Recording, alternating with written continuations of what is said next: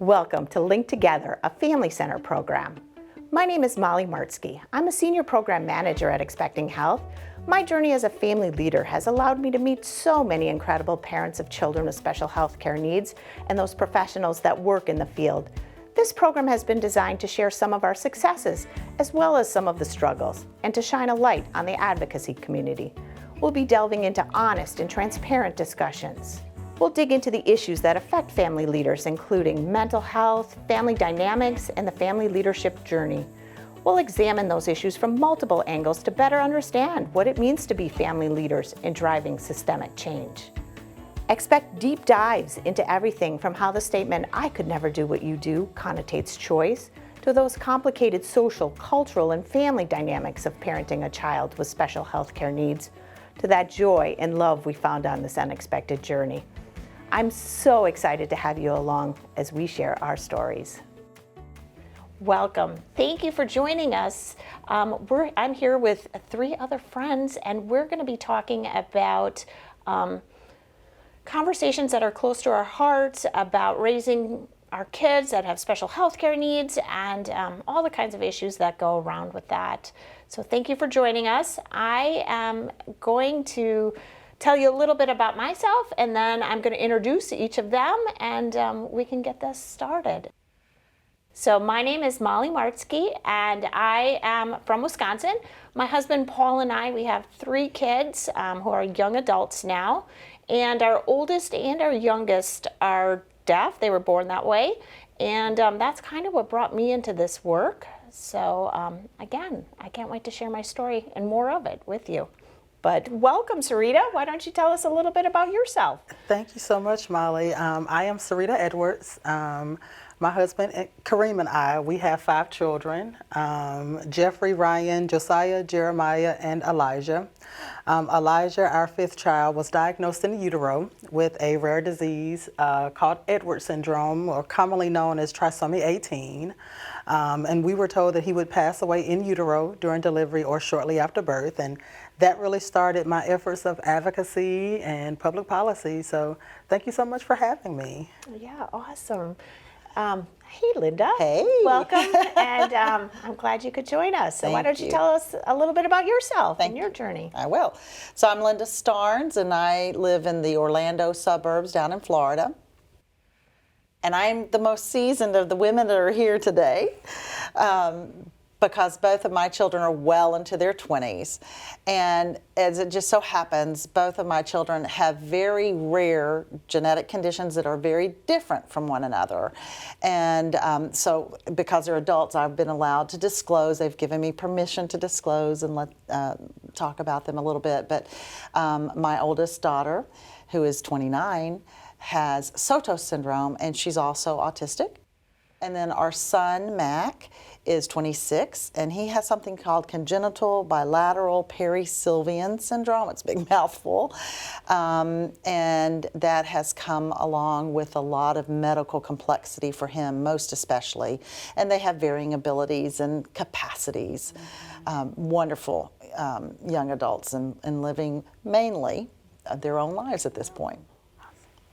Yeah, great. Marisol, welcome. Thank you, Molly. My name is Marisol Rose. I live in Florida with my husband, and we have 2 children. My son is 10 and my daughter is 5. And my son is who actually introduced us to the world of disabilities. He was born premature, and along the way he's had a number of different conditions and diagnoses, and he does have autism. He's twice exceptional, and ADHD. He has a number of different acronyms and letters behind his name, so I call him my alphabet soup.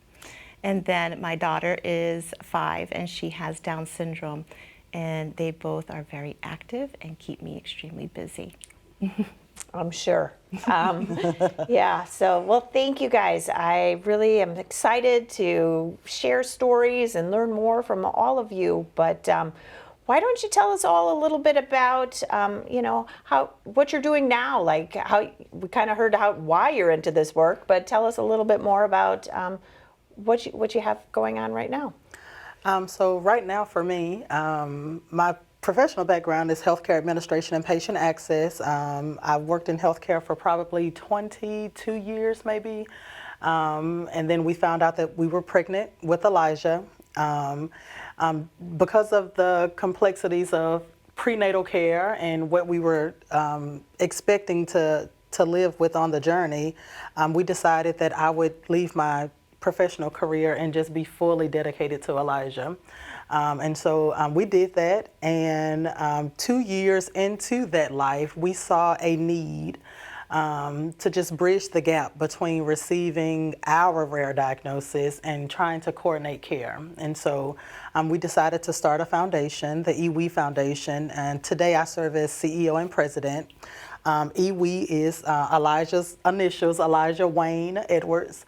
And so the whole purpose initially was to offer bereavement support, because with our diagnosis there's a high mortality rate. There's no treatment or cure for our disease, and you're pretty much prepared for the child to pass away. And so the initial goal was to offer bereavement support. Well, Elijah continued to live, and every time we reach a new milestone, we create something to help other families. And so so now we offer 3 programs just across the board. We've really stretched past just bereavement support, and now we offer educational programming and comfort care and end-of-life solutions. We've just really expanded, and I'm just really grateful to be in the space. So that's what I do every day. Yep. In addition to taking care of Elijah, he does go to school throughout the day for a few hours. So that's when I actually work as the CEO. So that's my day today. So most of my life, I was at home with my 2 children. Just the requirements of all that came with having 2 very different kids that were covering 15 different subspecialty and therapy areas throughout their childhood. It was just really hard to work. So, but work I did at home, and that's because my son has lived life with a trach and a feeding tube, and he uses assistive technology for communication, and he's a ventilator graduate. And he was on a ventilator for several years and then stepped down to CPAP and so on. So we had a NICU nursery at our house. So now that they're grown up and my daughter is fully on her own, she's married and living in Southern California, but our son is still home with us. And so that afforded me the ability to go back to work. So it just so happens that I work for the state of Florida, their Department of Health, and they have the Title V program for children and youth with special health care needs, and I'm the statewide family leader for that program. But I do want to say I'm here as a parent, and that's the whole reason that I'm here. So I just kind of sharing on that journey, and not speaking for the state of Florida in this regard. I'm speaking for the Starnes family. Yeah.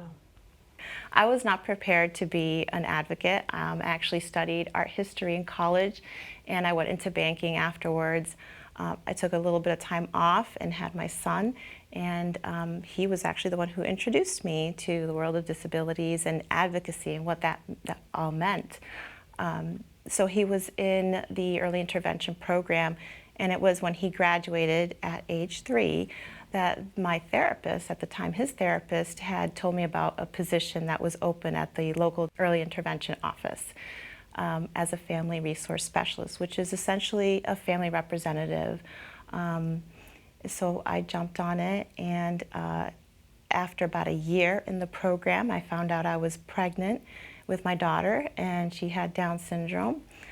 So since then, I worked at the local office for about 6 years, and I have been at the state office now for about a year. My title there is a state parent consultant, and like Linda, I am here today strictly as a parent and representing families and that perspective, but I do enjoy working for the Department of Health. I am actually on the board of our local Down syndrome organization, and I've been on for about 6 years now. So before my daughter was even born, I started to become involved with them and meeting other families, and that gave us so much hope and understanding.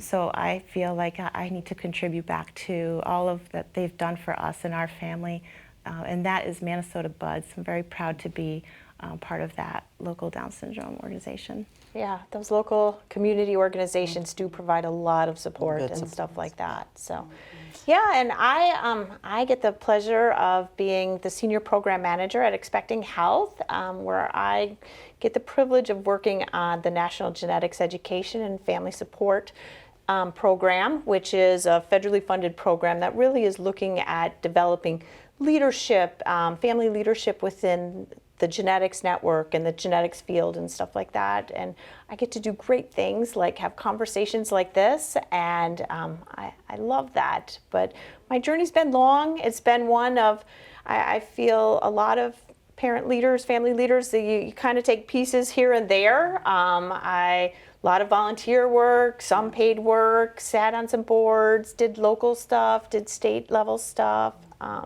So yeah, I feel like it hasn't been a straight line. It certainly wasn't that accounting degree that I had thought I was going to do when I did that in college. But it's been great. I feel like, honestly, that this is where I was meant to be, and I have so much fulfillment from doing this and having conversations with folks like you and all over, and helping support that family leaders and those family connections, so that we can change those systems and leave this place a better place than when we came through it. So I look forward to all of that and more conversations with us, and I'm so excited for this. The great conversations that we had today is supported by the Health Resources and Services Administration of the U.S. Department of Health and Human Services as part of the work of the National Genetics Education and Family Support Program. The contents are those of the participants and do not necessarily represent the official views of, nor an endorsement by HRSA, HHS, or the U.S. government.